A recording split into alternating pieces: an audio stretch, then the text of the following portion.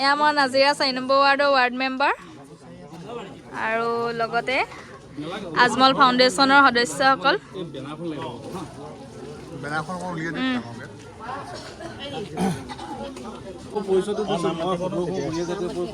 নাজিৰা জিলা সমিতিৰ মই সভাপতি আৰু আমাৰ নাজিৰা টাউনৰ 5 নং ৱাৰ্ডৰ ৱাৰ্ড কমিশ্যনাৰ গুণদা।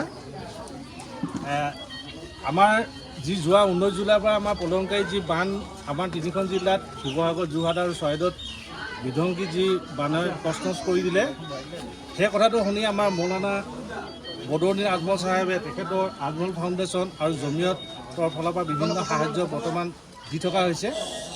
আৰু যোৱা 12 দিন 14 দিনৰ পৰা একেৰাহে এদিনো ক্ষতি নোহোৱাকৈ 24 ঘণ্টাই তেখেতে বান সাহায্যৰ লগতে চিকিৎসা সেৱা দিছে, অন্যান্য তেখেতে সহায় আগবঢ়াইছে। আমাৰ গাঁও অঞ্চলত তেওঁলোকে এইখিনি ডিষ্ট্ৰিবিউট কৰে। মই মানে যোৱা এসপ্তাহৰ পৰা আমাৰ বিশেষকৈ নাজিৰা টাউনত নোপোৱাত তেখেতলোকৰ লগত যোগাযোগ কৰি মই আহ্বান কৰিছিলোঁ আৰু আজি নাজিৰা টাউনত আৰু আজি আপোনালোকৰ 5 নং ৱাৰ্ডৰ মাজত এই বান সাহায্য আহি উপস্থিত হৈছে। গতিকে আমি সকলোৱে বদৰুদ্দিন আজমল ডাঙৰীয়াক আমি সকলোৱে ধন্যবাদ আৰু আমি কৃতজ্ঞতা দিব লাগিব আৰু আমি অসমৰ সকলো ৰাইজ তেওঁৰ প্ৰতি চিৰকৃতজ্ঞ। আৰু আপোনালোকলৈ এটা আহ্বান থাকিল, আপোনালোকে প্ৰত্যেকে জাতি ধৰ্ম বৰ্ণ নিৰ্বিশেষে তেখেতৰ কাৰণে আপোনালোকে দুৱা প্ৰাৰ্থনা আশীৰ্বাদ কৰিব, যাতে তেখেত দীৰ্ঘায়ু হওক আৰু অনাগত আমাৰ এনেধৰণৰ দুৰ্যোগৰ সময়ত তেখেতে যাতে আমাক অসম তথা ভাৰতবৰ্ষ বা বিশ্ব আমাৰ এই দুখীয়া বা আমাৰ অভাৱ এই মানুহখিনিক যাতে সহায় সহযোগ কৰিব পাৰে। আৰু আজি আমাৰ নাজিৰাত ইতিমধ্যে 8 নং ৱাৰ্ডৰ সাহায্য বিতৰণ হৈ গ'ল। আমাৰ 6 নং ৱাৰ্ড বৰ্তমান চলি আছে আৰু এইটো 5 নং ৱাৰ্ড। আৰু পৰৱৰ্তী সময়ত নাজিৰা আমাৰ টাউনৰ লগতে নাজিৰা অঞ্চলত আমি যিখিনি ঠাই থাকি গ'ল সেইখিনি মই যোগাযোগ কৰি আছোঁ আৰু গতিকে মই তেওঁলোকক দিয়াৰ ব্যৱস্থা কৰিম।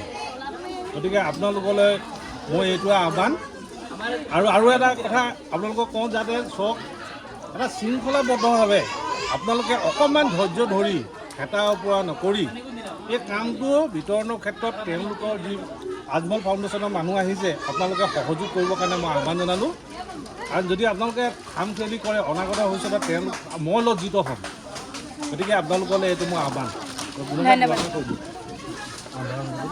অঞ্চলৰ ৱাৰ্ড মেম্বাৰ হিচাপে আজমল ডাঙৰীয়াক আমি ঈশ্বৰৰ ওচৰত প্ৰাৰ্থনা কৰিছোঁ তেখেতে যাতে দীৰ্ঘায়ু হয় আৰু এনেকৈ আজমল ডাঙৰীয়াই অকল যে এই যে বস্তুৱেই দিব, খোৱা বস্তু সেইটোৱে নহয়, তেওঁ এখন আমাৰ ইয়াত ডাঙৰ হস্পিটেল দিবৰ কাৰণে, এটা বিজ্ঞানাগাৰ দিবৰ কাৰণে তেওঁ মানে মাটি বিচাৰি আছে আৰু সেইমতে সেইবিলাক বস্তু দিব।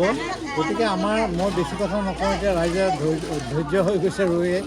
তেতিয়া আপোনালোকে শৃংখলাবদ্ধভাৱে বস্তুখিনি লওক আৰু তেখেতৰ যাতে সুস্বাস্থ্যৰ কামনা অকল আজমল ডাঙৰীয়াই নহয়, তেখেতৰ লগত যিসকল লাগি তেখেতকো আমাৰ এখেত জানে আমাৰ শিৱসাগৰৰ গৰিয়ামৰীয়া মই গৰিয়া কবিতা নাজিৰা সভাপতি আকৰাম হুছেইন বুলি পুৰা ভাবি আছোঁ।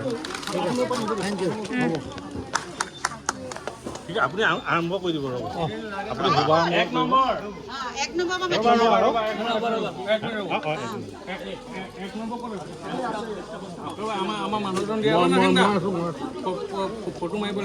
নাজিৰাত আজমল ফাউণ্ডেশ্যনৰ বস্তু আজিৰ পৰা বিলোৱা হৈছে দেই। এয়া হৈছে 5 নম্বৰ ৱাৰ্ডৰ, কিন্তু আমি 4 নম্বৰত পাম।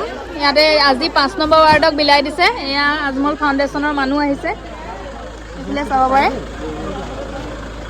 তেওঁলোকৰ মানুহ আহি ইয়াতে বিতৰণ কৰিছে, কিন্তু ইমান দিনৰ পৰা যে কৈ আছিলে আজমল ফাউণ্ডেশ্যনৰ বস্তু বুলি, কিন্তু সেয়া আজিলৈকে বিলোৱা নাছিলে, আজিহে বিলাব। আজমল ফাউণ্ডেশ্যনৰ বস্তু ইয়াতে এতিয়া বিতৰণ কৰা হ'ব।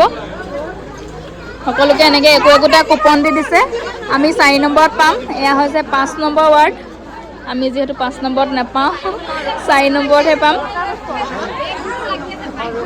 কিন্তু পোৱাটো সকলোৱে পাব, কোনেও চিন্তা নকৰিব।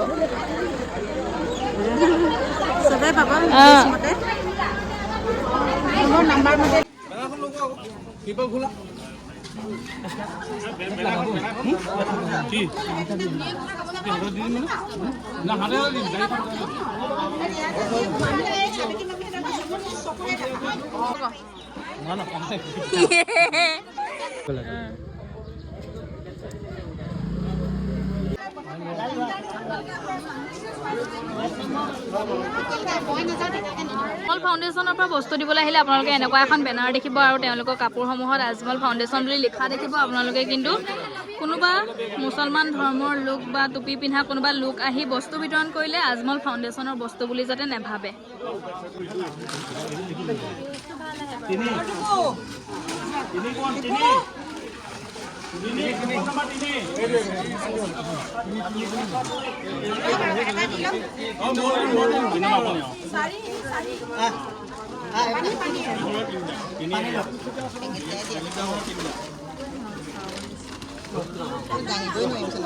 পানী বটলটো আগলৈ যাবগৈ দেই।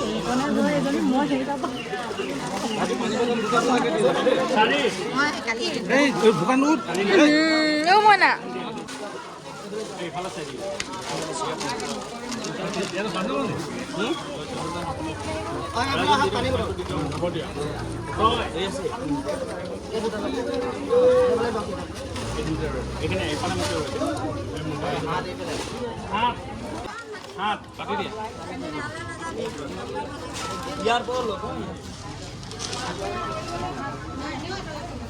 নাই ধৰক